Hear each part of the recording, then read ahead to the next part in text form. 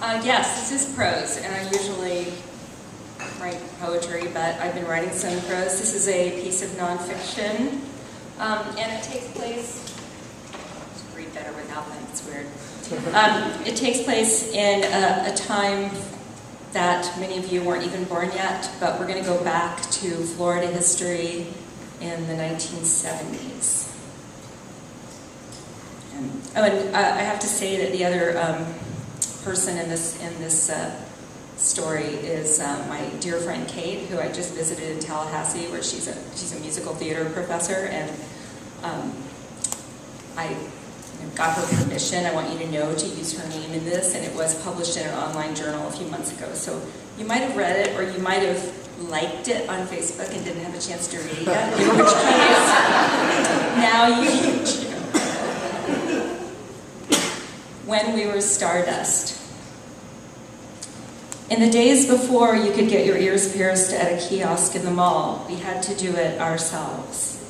The process involved a sleepover at which the more experienced girls presided, equipped with needles sterilized with cigarette lighters, liquor stolen from parents for anesthesia, towels, and plenty of ice. It helped if bravery-inducing music was blaring. Led Zeppelin's Whole Lotta Love or Brown Sugar by the Stones, anything by Sly and the Family Stone. All good for overcoming fear. I had avoided being home pierced by always being off in the kitchen, making onion dip, mixing Bacardi with Coke, or managing phone communications with the outside world. I was terrified of physical pain and saw no reason to ask for it. The sight of the ritual sent chills up my spine. A cluster of night-gowned girls with hair rolled in orange juice cans, all bearing down on their victim, who lay frightened but strangely willing, like an ingenue in a vampire movie, against a bank of pillows, waiting for the exquisite stab. "Shush, y'all, listen for the pop," the high priestess would say as she jammed the needle through the frozen lobe, her left hand holding the ice to the back of the ear with a washcloth. "Post," she commanded, and one of her minions would hand over the tiny post earring with a small golden ball as its ornament. The first pop sometimes made a girl vomit, but never did anyone chicken out of the second ear. There was no going back. I longed for pierced ears, for twinkling gems, for sophisticated gold hoops, for hippie chick peacock feathers. I mooned around the jewelry counters at department stores, staring at the various textures and shapes of silver and gold. But there was no avoiding the pain unless your parents were willing to pay for a doctor who could do it with a special gun that just shot the earrings in at bullet speed and you couldn't even feel it. One day in biology class, I admitted my fears during a lab practicum on hibiscus dissection.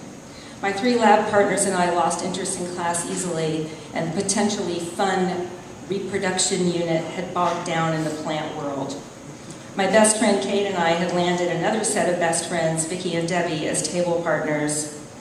As white girls in the early decades of Florida school desegregation, we thought of Vicki and Debbie as our black counterparts. They possessed authoritative good taste in fashion and music, were willing to share gossip and theorize extensively about sex. And they laughed at the obscene parodies of Dionne Warwick songs we wrote during lectures. We kept generally separate worlds outside of school, but we adored Vicki and Debbie, assumed they loved us back. Why wouldn't they? Like us, they believed they were better and smarter than most people at school. We led a small but exalted life at our lab table, bubbling effervescently under the sneer of Mr. Grove, our long-suffering science teacher, who often remarked that we had the attention span of aphids. Debbie, a tall and regal beauty who I'd come to respect as wise in biology as well as many non-academic subjects, offered an alternative to the earring problem. She told me about the virtually pain-free phenomenon of self-piercing earrings, a pair of which she had at home and would lend me. "Girl," she said, "why put yourself through all that mess? This will be easy." She explained how you put the thin little loops on, and within a couple of weeks, they would slowly but surely push their way through your earlobes, and there you are, pierced and ready for gold. I was ecstatic. Why wasn't everyone using these things? The next day, we sterilized the magical earrings over a class Bunsen burner and attached them to my virgin earlobes. Our lab table celebrated by breaking out the bologna and cheese sandwiches Debbie's mother packed every day for lunch. We even cut them into fancy canapes with the switchblade that Vicky's boyfriend had attached to her keychain for protection. Mr. Grove had gone into the hallway to have a cigarette, so we spent the rest of the period poring over Vicky's new copy of True Confessions, a magazine she found fascinating. She asked Kate and me if that was how white people actually lived. That question stumped me. For one, those stories of adultery, divorce, and switched-at-birth babies seemed light years from high school life, white or otherwise. Also, it never occurred to us that True Confessions was limited to the white world. But we had to admit, we'd never seen an African American on the cover the whole school year. Kate proposed that we collaborate on a made-up True Confession and submit it to the magazine to find out if the whole thing was a scam. Between the four of us, we could come up with a doozy. That weekend, the earrings really started to pinch. I suffered without complaint until Sunday night. My mother discovered them when she leaned over and stroked my hair behind my ear to kiss me goodnight, a gesture I usually found comforting, even in my most snarly teenage moments. I yelped with sudden pain, and she saw the little wiry circles in my now puffy red earlobes. Lord have mercy, what are those? I tried to explain the scientific advantages of the self-piercers, the only humane method available to girls whose parents would not make a simple doctor appointment. Although she said I could have the stupid doctor's appointment if it meant so much to me and I could pay her back with babysitting money, I declined with a martyr's sniff and said I would just see the process through. Frankly, now my pride was involved. I couldn't back out when I was surely near the goal and had bragged to everyone that I had found the one way to pierce your own ears without pain. I certainly could not look like a quitter in front of Vicki and Debbie. I started whining privately to Kate when she picked me up for school the next morning. By Wednesday, I was openly moaning at the bio lab table. In the distracting daytime, the pain was dull and bearable, but at night, it was excruciating. I was losing sleep, and everyone was sick of my carrying on. Kate hatched a plan to take my mind off my ears. Friday night, we were going to pick up Vicki and Debbie and have an extremely big time. It was a full moon, Kate's mom was going to be out, and we were stocked up on supplies. Taco-flavored Doritos, Tab, and whatever alcohol we could easily lift from my parents' liquor cabinet and store in aspirin bottles. Our boyfriends shook their heads and said, "Be careful going to that part of town to pick up our friends." That was just the kind of unenlightened crap that pissed us off. So we were more determined than ever to bring Vicki and Debbie into our world, outside of school. We drove into the unfamiliar neighborhood on the west side of town in Kate's black Chevy Super Sport, singing "I Want to Make It With You" at the top of our lungs, along with bread on the tape deck. It was a gorgeous, exhilarating Florida twilight, the moon rising like a sphere of hammered gold on the horizon.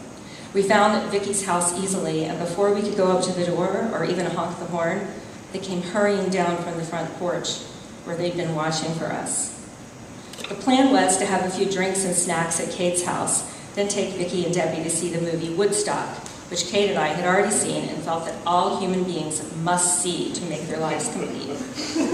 We were stardust, we were golden, and we yearned to bring our new girlfriends into the garden of love with us. After giggling through the first round, and Kate and I congratulated ourselves in the kitchen for such amazing success in the progress of racial relations in our community. By around 9, it was clear that we were not going to make the movie. Apparently unused to the white ritual of underage drinking, Debbie was lying down in Kate's bedroom while the room spun, and Vicki was vomiting in the hall bathroom. Kate and I fluttered from one to the other like moths, bringing cold washcloths and club soda. We tried to talk to them, but it was as if they were from another planet, their eyes big and frightened in this strange house with these strange girls, us. They were shaking. There seemed to be no going back. Nothing we tried could bring back the evening's early euphoria. They wanted to go home. When they finally seemed well enough to travel, we packed them into Kate's car, Debbie in front with Kate to navigate in the dark, and Vicki in back with me holding a giant Tupperware bowl just in case. When we got to Vicky Street, we saw two boys we sort of recognized from school pacing under a broken street lamp, their faces like thunderclouds. Vicky jumped out and began to cry on one boy's shoulder. Debbie sat still and tall, looking her angry boyfriend up and down before she made a move. She turned toward me in the back seat, and at first I thought she was going to hug me. She put her hands on either side of my head, and with her long, elegant fingers, she pinched the wire hoops hard enough that I heard the pop as they pierced on through in a double dart of blinding pain. "Thanks," I said, as I climbed trembling into the front seat next to Kate. We waved wanly at the two boys who did not give a single acknowledgement of our existence. Kate drove carefully and slowly back home under the same moon that had smiled luminously on our joy just a few hours before, but now dangled pale, small, and useless in the vast, impenetrable dark. Thank you.